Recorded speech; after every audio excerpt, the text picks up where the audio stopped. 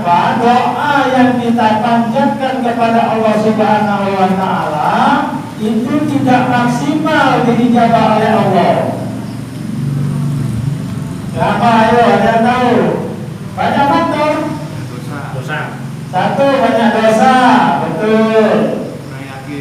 Kurang yakin. Betul. Apalagi? Kurang persiapan diri. Persiapan diri. Maksudnya persiapan diri apa, Pak? Gimana, Pak? Macam Apa? bagaimana wudu kita, bagaimana. Oh, betul. Ya, bisa masuk alasannya. Kurang percaya diri. Kemudian apalagi tadi? Tidak yakin. Kemudian banyak dosa.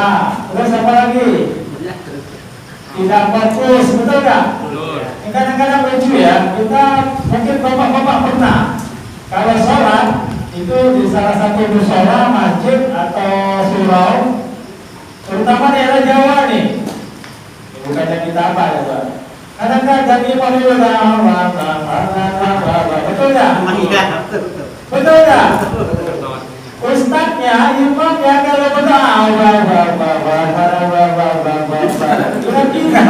kira-kira malaikat yang dengar itu gimana coba? Ngomong apa? Betul nggak? Betul.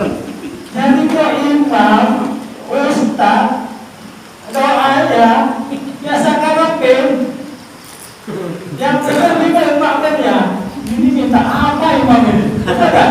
Iya. Loh, kalau kita tahu gimana coba? Iya kan kacau ya. Nah itu, jadi faktor-faktor tertentu inilah yang tidak pernah kita pahami, tidak kita telaah, seperti Pak Nawa bilang tadi, tidak pernah kita pelajari, tidak pernah kita kaji. Bapak-bapak yang dirahmati Allah, doa itu dalam Islam adalah sebagai senjata. Ya, kekuatan umat Islam itu di doa. Maka menggunakan doa tidak boleh sembarangan. Doakan yang baik. Betul-betul doakan yang baik. Semoga dapat hidayah. Ketemu orang nggak ke masjid, doakan supaya dapat hidayah. Jangan dimusuhin, senyum. Betul? Nah, kita ketemu nih, kita mau ke masjid. Nah, dia santai selalu dengan gaya buka baju umpamanya. Jangan kita benci. Gak boleh, kita doakan Bismillah, ya Allah beri hidayah kepada bapak ini, si fulan ini. Kayakan dia ya Allah, rezekinya, rezeki iman terutama itu. Pernah gak mendoakan itu? Belum. Nah, ini penting. Baik, kita secara global aja bicara tentang doa. Faktor-faktor penentu kenapa doa itu belum diijabah atau tidak diijabah. Salah satu faktor yang terbesar adalah dosa. Dosa itu ibarat kotoran, betul nggak? Contoh, ini istri bapak masak nih, ya kan? Terus piringnya kotor, ya kan? Ibarat kotor piring ini. Kira-kira diisi nggak itu dengan makanan? Enggak. Demikian juga Allah. Gak mungkin Allah ngasih rezeki kepada wadah tempat yang kotor. Nah, di bulan suci Ramadan ini kesempatan kita untuk bersihkan tadi tempat yang kotor tadi. Apa tempat yang kotor itu? Yaitu hati, jiwa yang kotor, pikiran yang kotor dibersihkan di bulan suci Ramadan ini. Makanya orang dulu, para wali, ustaz kita di kampung, dulu imam cuma hanya di kampung, tetapi kebutuhannya dicukupi oleh Allah. Gak neko-neko, kalau sekali doa langsung diijabah sama Allah. Betul gak?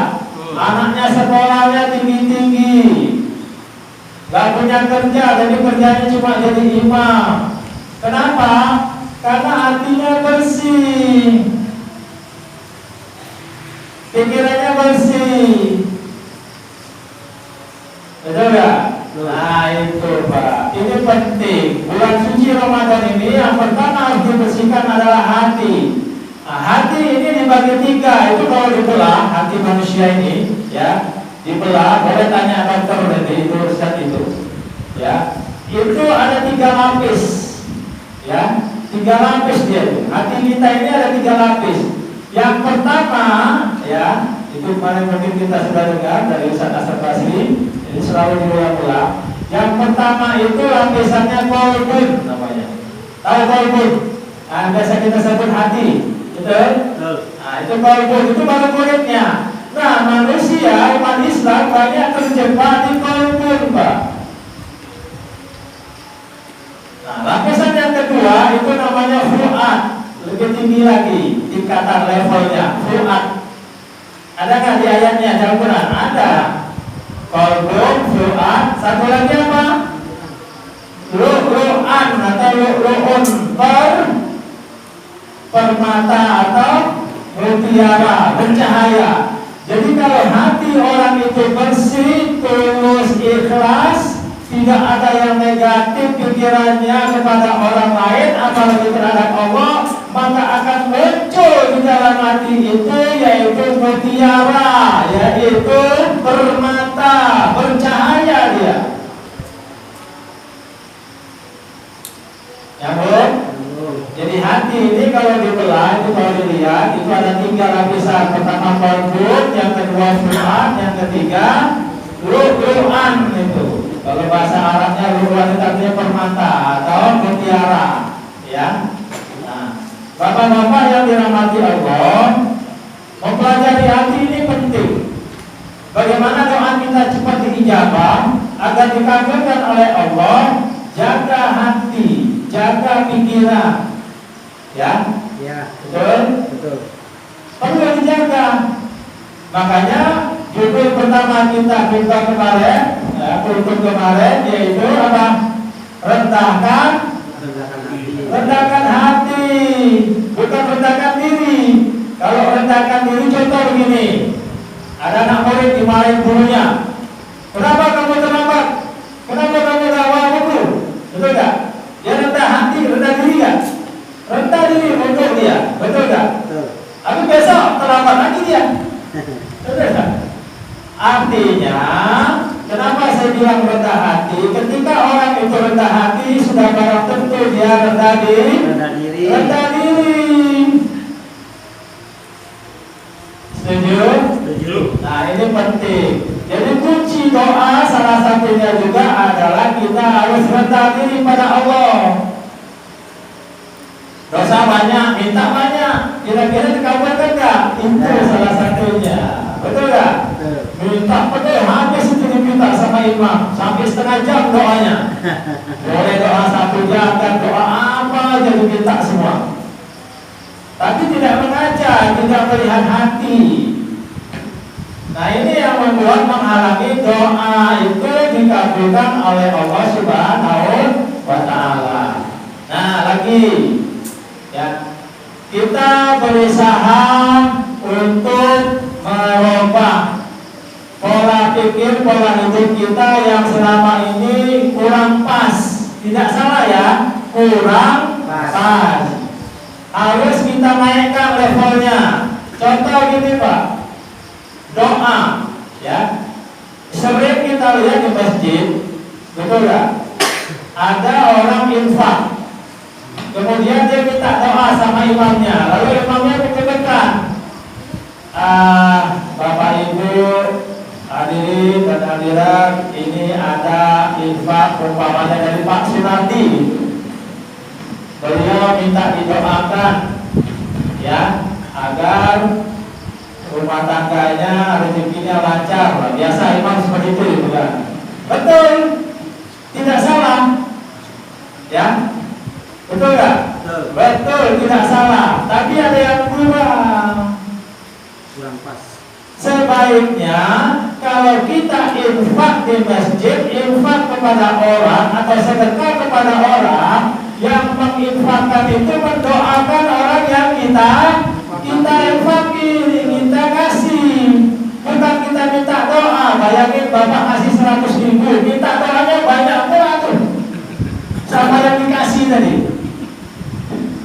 Boleh, nggak salah, betul. Tapi ada yang kurang, betul ya? Ya Bapak ngasih nih, ya 50.000 umpamanya. Nek, ini ada sedekah dari saya. Ini ada sedekah dari saya. Tolong doain ya biar dapat jodoh pokoknya. Betul nggak? Tapi orang yang baik, orang yang paham, orang yang ngerti, ketika dia mengasih Nek, ini ada infak, ada sedekah dari saya. Semoga nenek sehat, walafiat, murah rezeki, panjang umur ya Nek. Betul nggak? Betul. Orang yang demikian ini akan mendapat rezeki dari Allah berlipat ganda. Dunia dia dapat, akhirat dia dapat, dan ini banyak orang yang tidak lakukan. Ketika kita memberi kepada siapa saja, kita doakan supaya hidup kita akan diberi keajaiban oleh Allah Subhanahu wa Ta'ala. Makanya mohon maaf, Bapak pelajari, Bapak pahami, orang yang ngasih uang, ngasih sedekah, dia minta doa kepada yang dikasih, biasanya rezekinya gak naik-naik. Betul gak? Segitu-gitu aja. Betul gak? Karena sudah dibayar sama Allah. Tapi sebaiknya ketika kita memberi kepada seseorang, kita doakan dia, uang itu akan kembali lebih berlipat-lipat, dan doa itu akan dapat kepada kita berlipat-lipat. Ya Bu? Kalau mau cepat kaya, ya, kalau mau cepat lancar rezekinya, setiap memberi kepada seseorang wajib didoakan orang itu. Nah, sekarang sebaliknya, umpamanya saya nih dapat uang dari Pak Nowo, ya, Ustaz, ini uang infak saya untuk Ustaz. Ya Pak, saya terima uangnya. Pak Nowo doakan saya. Saya sebagai penerima wajib mendoakan. Kenapa? Tidak ada yang gratis dari Allah, Pak. Betul nggak? Betul.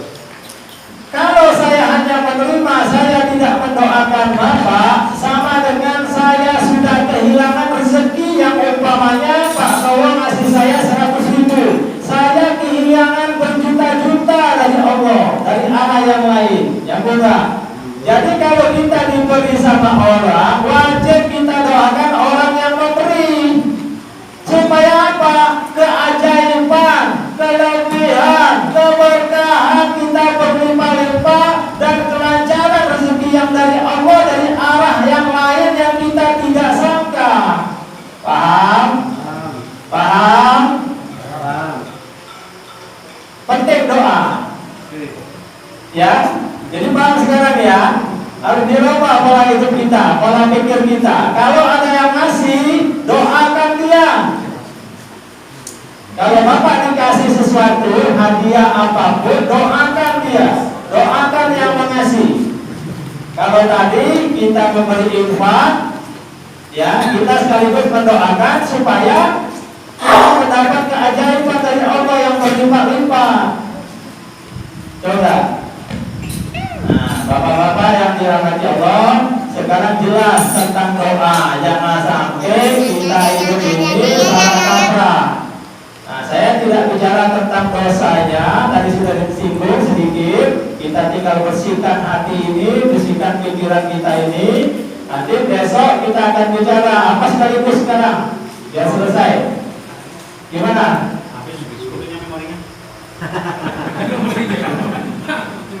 Ya, nggak apa-apa. Kita ini nomor 2.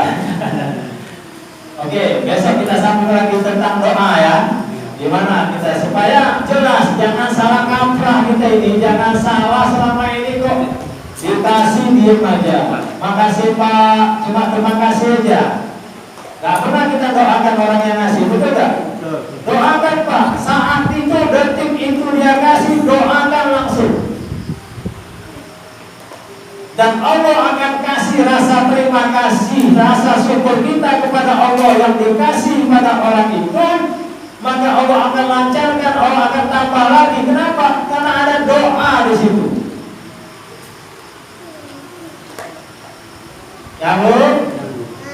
amin. Insya Allah. Ini penting masalah doa. Nanti kita bahas lagi yang lebih tinggi lagi. Besok kita akan bahas tentang doa. Menggunakan doa ini jangan sampai salah kaprah dan jangan sampai ya kita itu menjual doa. Itu tadi salah satunya. Tidak salah kita itu menjual doa. Kita ngasih uang tapi minta didoain. Tidak salah, tapi sama dengan menjual doa. Kita membeli doa dari orang yang dikasih. Sungguh sangat rendah kita sebetulnya. Tapi ketika kita memberi sedekah, memberi uang, kita juga memberi doa. Itu yang tepat. Orang yang diberi itu wajib mendoakan orang yang memberi. Nah itu baru lengkap. Insya Allah besok kita akan sambung lagi pelajaran lagi tentang doa supaya kita tidak keliru. Mudah-mudahan ketika kita paham tentang doa ini, insya Allah selepas bulan Ramadan ini rezeki bapak-bapak berlimpah ruah, lancar, berkah, menjadi orang kaya berkah. OKB, apa OKB? Orang kaya berkah. Amin. Amin ya Rabbal